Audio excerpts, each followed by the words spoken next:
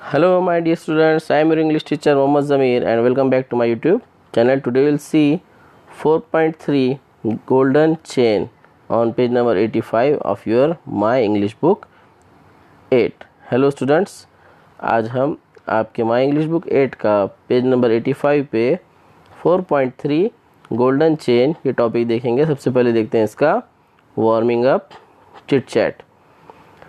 Question number 1, do you have an old friend? क्या आपका कोई पुराना दोस्त है? सभी के पुराने दोस्त होते हैं। Answer, yes I do have an old friend. Question number 2, what is needed for friendship to grow?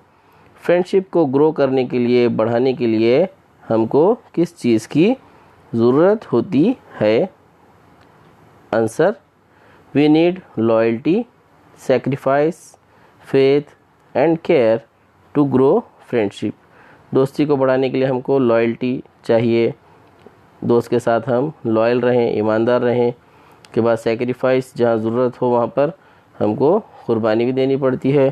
Faith, आपको भरोसा होना चाहिए। And care to grow friendship, और दोस्ती की देखभाल करना चाहिए। देखभाल मतलब दोस्त के टाइम पर काम आना चाहिए, एक दूसरे को गिफ्ट देना चाहिए, इसे कहते हैं। और दोस्ती के लिए, दोस्तों के लिए टाइम निकालना चाहिए। तो ये सब चीज़ें हैं जो फ्रेंडशिप को ग्रो करने के लिए, बढ़ावा देने के लिए ज़रूरी है। Question number 3, what do you feel if you don't have any friend? अगर आपका कोई दोस्त नहीं है, एक भी दोस्त नहीं है, तो आपको कैसा महसूस होता है? Answer, we feel lonely and sad if we don't have any friend. अगर हमारा कोई दोस्त नहीं है तो हमको कैसा महसूस होगा? एकदम लोनली, अकेला, और सैड यानी कि उदास महसूस होगा। Number 4, why do we spend a lot of time in the company of friends? हम अपने फ्रेंड्स की कंपनी में, दोस्तों के कंपनी में ज़्यादा टाइम क्यों बिताते हैं? Answer, we spend a lot of time with our friends because we feel happy. हम अपने दोस्तों के साथ टाइम इसलिए बिताते हैं क्योंकि हमको उनके साथ रहने में खुशी महसूस होती है। Question number 5, why do we share secrets, happiness and sorrows with our friends? हम अपने दोस्तों के साथ अपने सीक्रेट, अपनी खुशियाँ और अपने गम, दुख क्यों शेयर करते हैं? Answer, we share our secrets with our friends because we have faith in them. हम अपने सीक्रेट्स अपने फ्रेंड्स के साथ इसलिए शेयर करते हैं क्योंकि हमको उनके ऊपर भरोसा होता है कि वो किसी से नहीं कहेंगे। We share our happiness to increase it. हम खुशियाँ इसलिए शेयर करते हैं क्योंकि खुशियाँ बांटने से बढ़ती हैं। दोस्तों के साथ हम अपनी खुशियाँ बांटेंगे तो और वो भी और ज़्यादा बढ़ेगी खुशी। And we share our sorrows because it gives us relief. और हम हमारे सॉरोज, गम, दुख इसलिए शेयर करते हैं क्योंकि हमको उससे रिलीफ मिलता है और गम जो है बांटने से कम होता है। चलिए देखते हैं आगे। Number 1, write 5 points each about dos and don'ts in true friendship. True friendship में, सच्ची दोस्ती में कौन से काम करना चाहिए, डूज, और कौन से नहीं करना चाहिए, डोंट्स। वो आपको 5-5 पॉइंट्स यहाँ पर लिखना है। एक एग्जांपल दिया गया है। डूज, सबसे पहले क्या करना चाहिए इसमें? Help in times of trouble, मुश्किल वक्त में हेल्प करना चाहिए। चलिए देखते हैं। एन्जॉय प्लेइंग विद देम, अपने दोस्तों के साथ खेलना, एंजॉय करना चाहिए। टेलिंग देम आवर सीक्रेट्स, अपने सीक्रेट्स बताना चाहिए। Try to know and solve their problems, उनके कोई प्रॉब्लम है तो वो पता लगाना चाहिए और उनको सॉल्व करने की कोशिश करना चाहिए।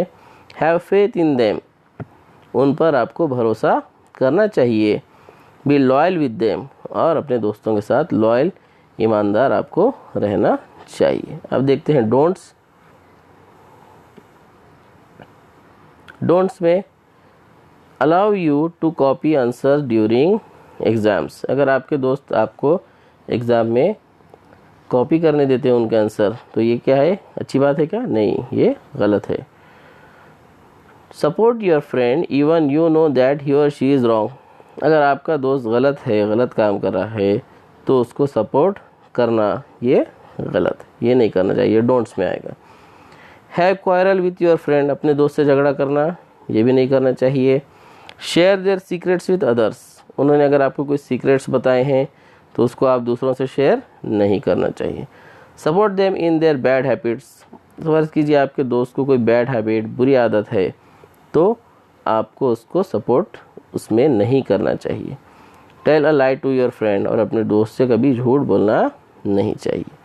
चलिए अब देखते हैं आगे। Number 2, we have already learn that when there occurs a comparison in the lines of a poem the figure of speech in that line is a simile. हमको पता है कि किसी चीज़ से, पोएम में, लाइन में किसी चीज़ से किसी को कंपेयर किया गया है तो उस फिगर ऑफ स्पीच को सिमिली कहते हैं। फॉर एग्ज़ाम्पल, जैसे के तौर पे, मिसाल के तौर पे, as bright as a star, एक सितारे की तरह रोशन, या tall just like a tree, एक पेड़ के जैसा ऊंचा, लंबा। तो यहाँ पे पेड़ से कंपेयर किया गया है, यहाँ पर स्टार से कंपेयर किया गया है, तो इसे क्या कहेंगे? इस फिगर ऑफ स्पीच को सिमिली कहेंगे।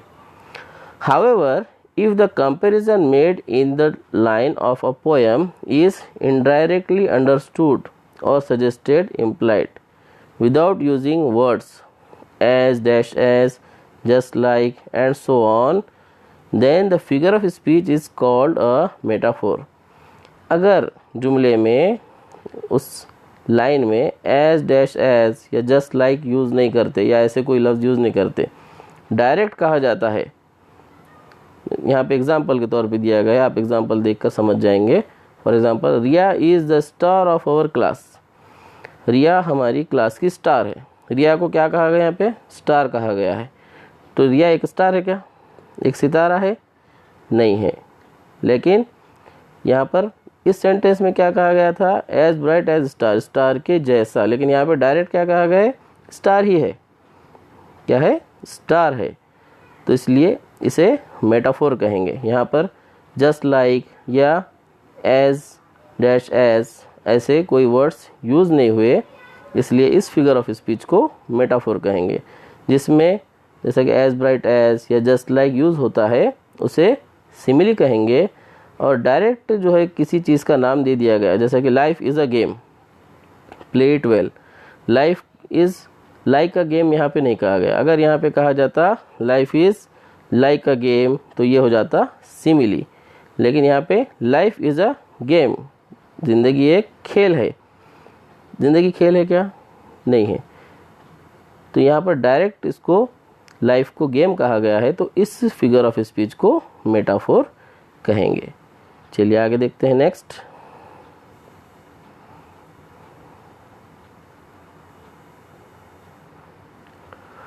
Now say which of the following are the examples of simile and which contain metaphor। अब नीचे कुछ एग्जाम्पल्स दिए हुए हैं, आपको पहचानना है कि कौन सा एग्जाम्पल सिमिली का है और कौन सा मेटाफोर का। Number 1, twinkle twinkle little star like a diamond in the sky.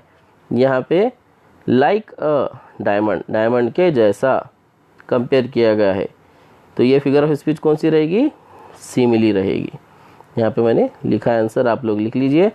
उसके बाद the stormy sea as dark as coal, यहाँ पर एज डार्क एज कोल, कोयले की तरह डार्क, ये यहाँ पे कंपेयर किया गया है, इसलिए ये फिगर ऑफ स्पीच कौन सी है? सिमिली।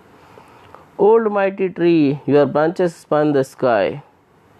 ओल्ड माइटी ट्री, पुराने दरख्त तुम्हारे जो ब्रांचेस है वो तो पूरे आसमान में छा गए हैं। तो यहाँ पे डायरेक्ट क्या किया गया है?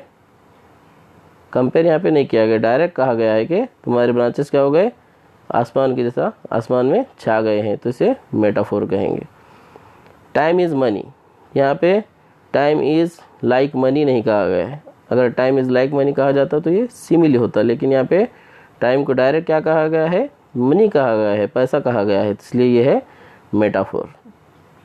लाइक अ केज्ड बर्ड सैडली सिंग्स, यहाँ पे जैसा कि एक केज में बंद परिंदा, पिंजरे में कैद परिंदा, यहाँ पे कंपेयर किया गया है, ये है simile. More than clouds you are soft, बादलों से भी ज़्यादा तुम मुलायम हो।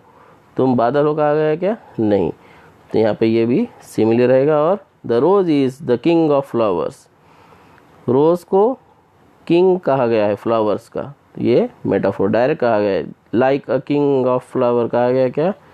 रोज इज़ लाइक अ किंग कहा गया है क्या? नहीं, अगर रोज इज़ लाइक अ किंग कहा जाता तो ये सिमिली होता। रोज इज़ द किंग कहा गया है, मतलब ये है मेटाफोर, तो ये आप लिख लीजिए। चलिए आगे बढ़ते हैं। अब यहाँ पे और एक फिगर ऑफ स्पीच आपको नई नज़र आएगी। Number 3, when opposite ideas occur in the same line of the poem, the figure of speech that occurs in that line is called antithesis। अगर किसी लाइन में दो अपोजिट आइडियाज आते हैं, पोएम की सेम लाइन में दो अपोजिट आइडिया आते हैं एक दूसरे के, तो उसे एंटीथेसिस कहते हैं। फॉर एग्जांपल, मिसाल देखिए, up and down the hill they flu, यहाँ पे अप और ये डाउन दोनों अपोजिट वर्ड्स में यूज हुए हैं, तो ऐसे फिगर ऑफ स्पीच को कहेंगे एंटीथेसिस। उसके बाद many are called but few are chosen, यहाँ पर मेनी और फ्यू ये दो अपोजिट वर्ड्स यूज हुए हैं, इसलिए ये फिगर ऑफ स्पीच कौन सी है? एंटीथेसिस। और the best of times the worst of times, यहाँ पे बेस्ट और वर्स्ट ये दोनों अपोजिट आइडियाज इस लाइन में यूज़ किए गए हैं, इसलिए ये कौन सी रहेगी फिगर ऑफ स्पीच? ये रहेगी एंटीथेसिस। तो यहाँ पर हमने वार्मिंग अप एक्सरसाइज इसकी कंप्लीट किए हैं। आगे का जो वीडियो है वो हम आगे का टॉपिक, इस पोएम का ट्रांसलेशन और इसका एक्सप्लेनेशन नेक्स्ट वीडियो में देखेंगे। Thank you very much.